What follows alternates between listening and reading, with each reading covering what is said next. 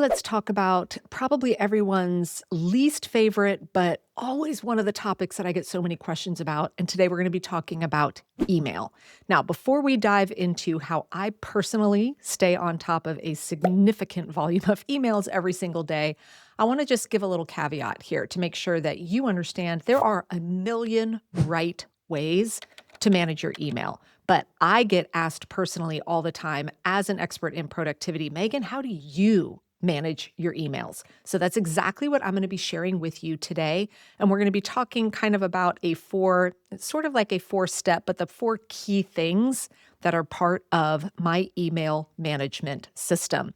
Now, if you're brand new here, welcome. My name is Megan Sumrell. I am a productivity expert for women. And I am on a mission to bring work-life harmony into homes all over the world. And I do this through all of my teachings around time management, organization, and productivity. Now, email is really one of the things that can absolutely suck the life out of you and also 100% be a killer of productivity if you do not know how to control it. Today, I'm going to walk you through what I do on a daily basis. Now, the very first thing here that I want to cover that is super important to understand that I believe everyone should have set up with their email is I do not get any email notifications. All right. I don't get a flash on my computer. I don't get a ding on my mobile devices, right? Email is not talking at me. It's not interrupting my day. Meaning, the very first thing is I have set times in my schedule each day to actually go in and handle my email. All right. And this is the biggest shift that you have to make. I manage a lot of email addresses because I run a company, but I believe everyone should at least have two email addresses. And in some cases, you should have three. So I'm going to do this in the simplest way. And I'm going to be talking about the difference between personal email and work email. All right. And I have separate email addresses for that. Now, my personal email is something I check once and only once a day. All right. And I don't really believe I haven't met anyone that's felt the need to have to check in with their personal email more than once a day. I usually do mine in the morning and I'm seeing anything that has come through since, about 24 hours ago. Then I turn it off, right? I'm not back in my personal email box except for one time per day. Now, my work email is something I'm checking 3 times a day. Now, my personal rhythm is I do it in the morning, I do it kind of midday, and then I do it at the end of the day to kind of close out my day to make sure that nothing has come through that might need my attention before I wrap up work for the day. And there's a lot of right rhythms and schedules, and a lot's going to be dependent upon the type of work that you do. But the very first thing that you need to put in place is turn off notifications and instead have set times where you're going in to check and what I call processing your email. So now let's dive into what happens when I'm actually in my email management, right? When I'm in there actually reading emails and deciding what I'm going to do. Now, anytime there's an email that comes in that is something I can handle in a matter of minutes with a quick response or maybe an action item I need to take, I do it. All right. I don't let it sit there just because I'm not in the mood, right? If it's like, oh, I can knock this out in a couple minutes, it gets done. Then the email's gone and it's off my plate. That's the easy part.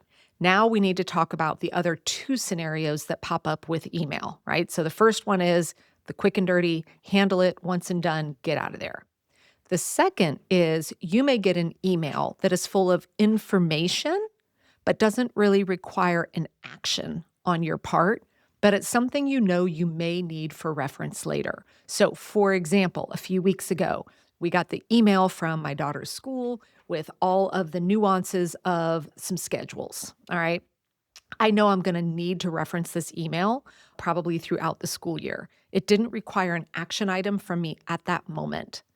In those types of situations where I know it's something I will want to reference later, I personally like to use folders in my email. Again, there's a lot of right ways to do this. You might use a tagging or a labeling system, but I have folders for categories of information I know I may want to reference.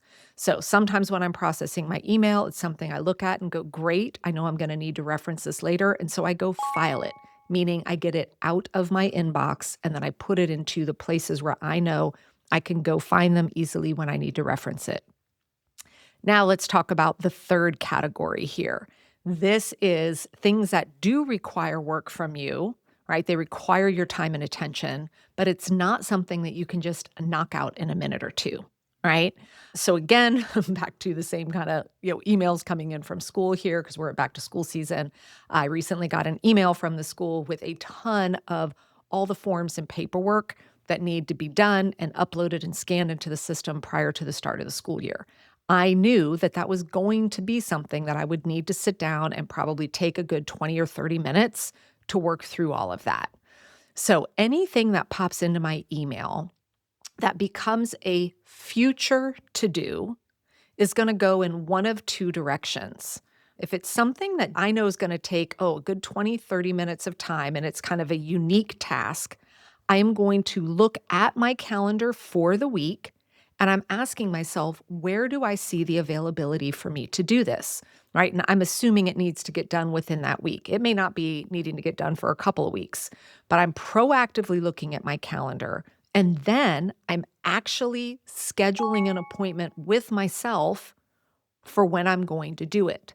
So back to the example of the forms. This was something that was going to take 20, maybe 30 minutes, and it needed to be done that week. So I looked at my plan for the week and saw, in 3 days, I've got a good chunk of available time. So I actually went into my calendar and created an appointment at a specific time with myself and called it school paperwork. Now, in that situation, I leave the email in my inbox, but I mark it as unread. All right. So that way, a couple days later, when I saw, now is when I'm going in to actually do that paperwork, I knew that the email I needed was right there in my inbox, but it was flagged as unread because I've read it, meaning I've acknowledged it and I have time on my calendar to handle this. And I know exactly where to go to get all the links for everything that I needed to get done. Now, that was kind of a future task example. I want to share with you another system that I used heavily when I was in a corporate setting. I knew for a fact every single day there was going to be a chunk of work that would come at me through email that would need to be handled in that day. And it wasn't the kind of tasks I could knock out in that, couple minutes. So every single day, I had a recurring block of time on my calendar for email management, not the processing, but the actual to-dos that came out of it. What worked for me at that time is I would typically do that from like 3 to 4 in the afternoon. So that way I still had time after that for any other loose ends at work. That time was a scheduled blocked appointment on my calendar. I could move it around each day if I needed to, but it was an acknowledgement and a protection of my time that, okay, Stuffs, when I come in and look at my email in the morning, things are going to be in there that I'm going to have to address that day that are going to take some thought and some preparation. And so I would let them queue up. And then when that block of time came towards the end of the day, I would sit down and knock all of them out. And as I complete the tasks related to the emails, those emails then get removed from my inbox. Now, with this system, the questions that I'm always asked are, how do you know how much time to set aside to actually process your email? And how do you know how much time, if you want to put that, bucket of time each day for handling stuff coming in, like, well, how much time should I put? Well, I can't tell you that because I don't know the realities of your life. So this is something where the best way for you to figure it out is for you to actually time yourself over the course of a week for how much time either each day or each week is being spent on handling tasks that are coming at you through email. Because once you know how much time on average you're needing for that, then you know better how to plan for it.